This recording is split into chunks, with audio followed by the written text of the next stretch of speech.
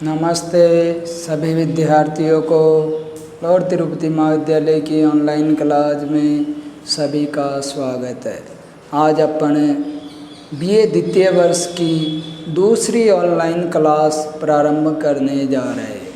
जैसा कि प्रथम कक्षा में अपन ने हिंदी साहित्य इतिहास की सामान्य जानकारी के बारे में जाना था और अपन ने दोनों प्रश्न पत्रों की जानकारी प्राप्त की थी। तो मैंने आपको बताया था आपके दो प्रश्न पत्र, पहला रीतिकालीन काव्य यानी रीति रस तरंगिणी आपके प्रथम पुस्तक का नाम है, जबकि द्वितीय प्रश्न पत्र में मैंने आपको नाटक, निबंध और एकांकी के बारे में बताया। आज अपन रीतिकालीन काव्य के बारे में जानकारी प्राप्त करेंगे। रीतिकाल के बारे में आज हम पढ़ेंगे। तो आज अपना टॉपिक है रीतिकाल।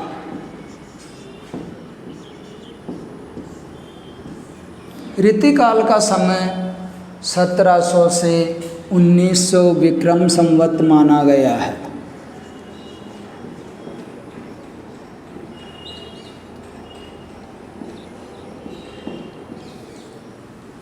इसी को ईस्वी संवत में बदलने के लिए बार बार बताने की आवश्यकता नहीं है।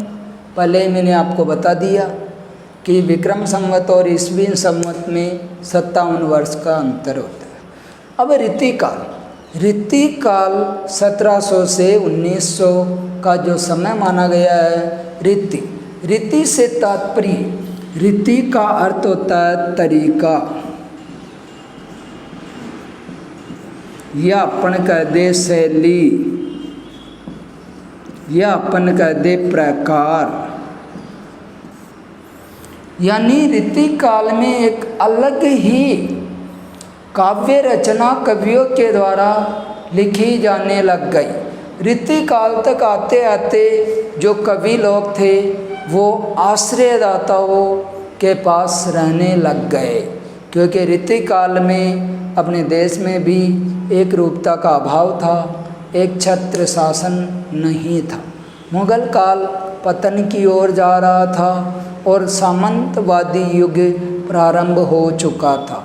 और इस समय अपन देख सकते हैं छोटे छोटे टुकड़ों में भारत खंड बटा हुआ था। तो इन कवियों ने भी अपने अपने आश्रयदाताओं के वहाँ जाके काव्य रचना प्रारंभ इन्होंने की। रीतिकाल को अनेक विद्वानों ने अलग अलग नाम दिया। रीतिकाल के नामकरण की बात करें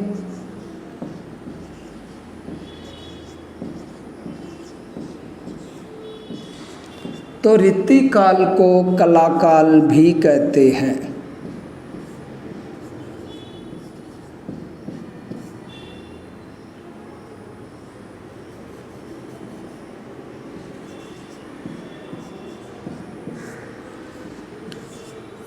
रीतिकाल को श्रृंगार काल भी कहते हैं।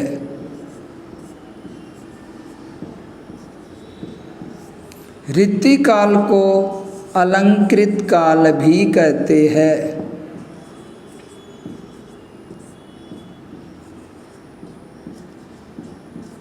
रीतिकाल को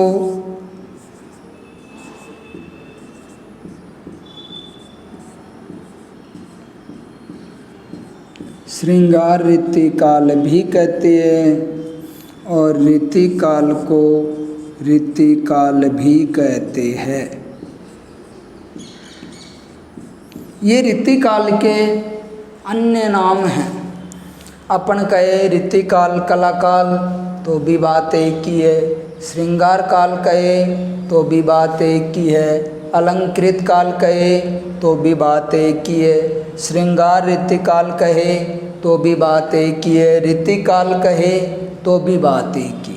सर्वविदित मान्यताओं के आधार पे रीतिकाल नाम आचार्य रामचंद्र शुक्ल के द्वारा दिया गया है।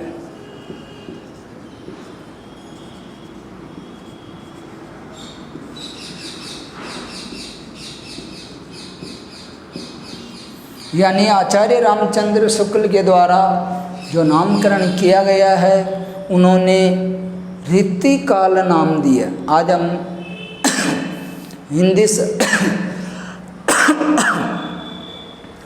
हिंदी साहित्य इतिहास के अलग अलग नामों की बात करें, आदिकाल, भक्तिकाल, रीतिकाल, आधुनिक काल, इन सभी में जो सर्वविदित नामकरण हैं वो आचार्य रामचंद्र शुक्ल के द्वारा। ये अलग अलग नाम अलग अलग विचारकों के द्वारा दिया गया है। श्रृंगार काल मिश्र बंधुओं ने कह दिया, अलंकृत काल हजारी जी ने कह दिया, कला काल भागीरथ जी ने कह दिया। यानी ये अलग अलग लोगों के द्वारा अलग अलग नामकरण किया गया है। और रीतिकाल के वर्गीकरण की बात करें तो रीतिकाल का वर्गीकरण करते हैं, यानी उसी प्रकार जिस प्रकार भक्ति काल को 2 भागों में बांटा था, उसी प्रकार रीतिकाल के वर्गीकरण की बात करें।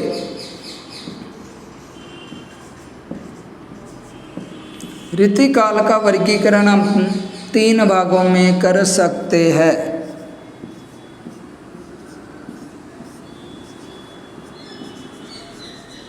रीतिबद्ध,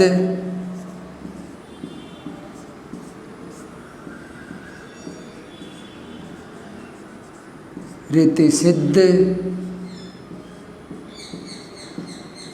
रीतिमुक्त।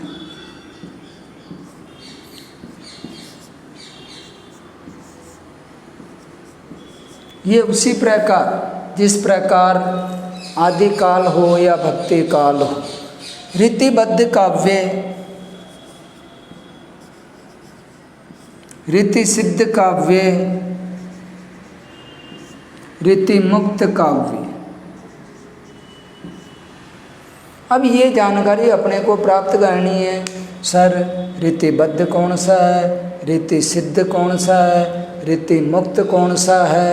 सर्वप्रथम अपने रीतिबद्ध की बात करें। रीतिबद्ध यानी रीति के बंधन में बंधे हुए कवि, यानी उन्होंने काव्य लक्षणों, रीति ग्रंथों की रचना जो की, उनमें काव्य लक्षण, छंद, अलंकार आदि का प्रयोग उन्होंने नहीं किया, वरन अपनी काव्य रचना को उत्कृष्ट और ज़्यादा अच्छा बनाने के लिए उन्होंने जो काव्य रचना लिखी वह रीतिबद्ध काव्य कहलाती है। और रीतिबद्ध कवि की बात करें तो अपने रीतिबद्ध कवियों में कवि देव, मतीराम, भूषण,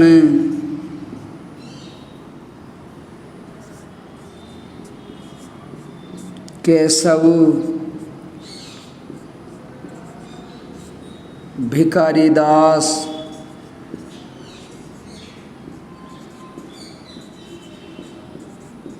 ये प्रमुख रीतिबद्ध कवि है। यानी रीतिबद्ध कवि से तात्पर्य आश्रयदाता के पास रहे, रीतिकालीन काव्य रचना इन्होंने की, किंतु रीति के बंधन में बंधकर इन्होंने अपने आश्रयदाताओं के लिए ज़्यादा उनकी प्रशंसा इन्होंने की थी। ये रीति के बंधन में बंधे हुए थे, इसीलिए इन्हें रीतिबद्ध कवि कहते। रीति सिद्ध कवि, रीति सिद्ध काव्य या कवि की बात करें, रीति सिद्ध काव्य रचना में एकमात्र कवि बिहारी का नाम आता है। यानी इन्होंने रीतिकालीन काव्य निरूपणों, लक्षणों, छंद, अलंकारों का इन्होंने प्रयोग किया और उसके साथ साथ उत्कृष्ट रचना इन्होंने लिखी, इसीलिए इन्हें रीति सिद्ध कवि कहते हैं। और रीति सिद्ध कवियों में कवि बिहारी और इनके द्वारा लिखी गई प्रमुख रचना का नाम है सतसई। जो बिहारी सतसई के नाम से जानी जाती है, और इसमें 713 दोहे हैं।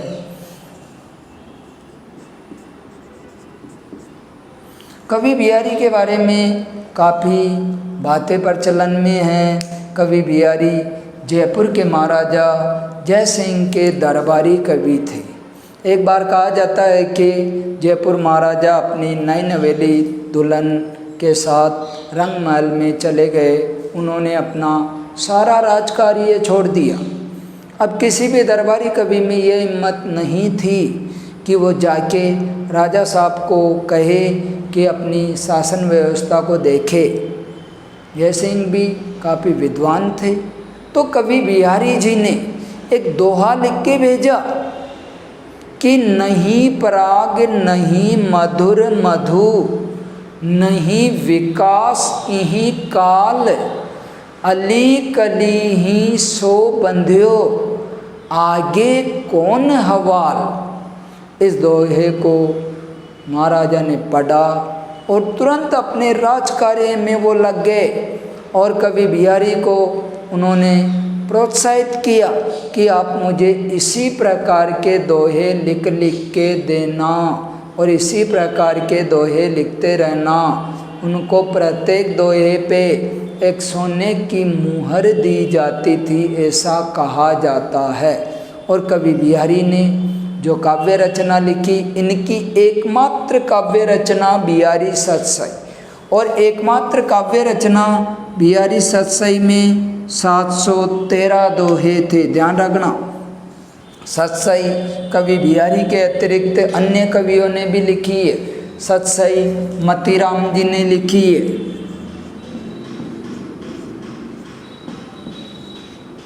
सतसई कवि बिहारी जी ने लिखी है, सतसई कवि वृंद ने लिखी है। यानी मतीराम, बिहारी और वृंद तीनों के द्वारा सतसई लिखी गई है। किंतु सतसई जो प्रमुख है वो कवि बिहारी की मानी गई। इन्हें सतसई इसलिए कहा गया है, 700 से अधिक दोहे जिस रचना में होते हैं उन्हें सतसई कहा जाता है। और कवि बिहारी जी ने अपनी सतसई काव्य रचना में इन्होंने श्रृंगार, रस, अलंकार, भक्ति, नीति आदि की बातें इन्होंने अपने दोहे में लिखी है। इनके दोहे में नीति की बातें कूट कूट के भरी हुई है। इसी के बाद तीसरा रीतिकाल का वर्गीकरण देखें तो रीति मुक्त, यानी रीति के बंधन में बंधे हुए कवि नहीं थे। रीतिकालीन काव्य रचनाएं तो उन्होंने की, आश्रयदाता के पास भी वो रहे, किंतु उन्होंने स्वतंत्र रूप से स्वच्छंद काव्य रचना लिखी। रीति मुक्त काव्य को स्वच्छंद काव्य रचना भी कहते हैं।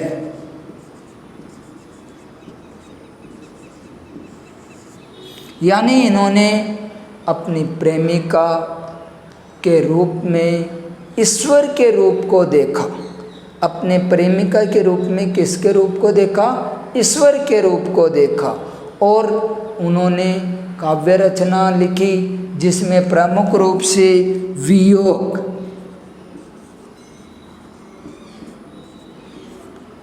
यानी विरह को उन्होंने प्रमुख रूप से अपनी काव्य रचना में लिया। रीति मुक्त कवियों की बात करें तो रीति मुक्त कवियों में 4 कवि आते।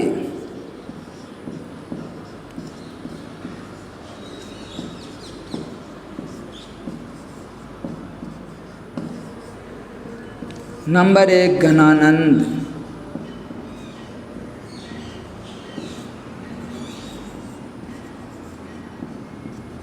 नंबर 2 आलम,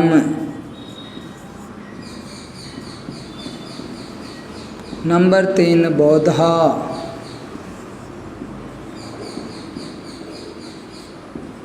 नंबर 4 ठाकुर।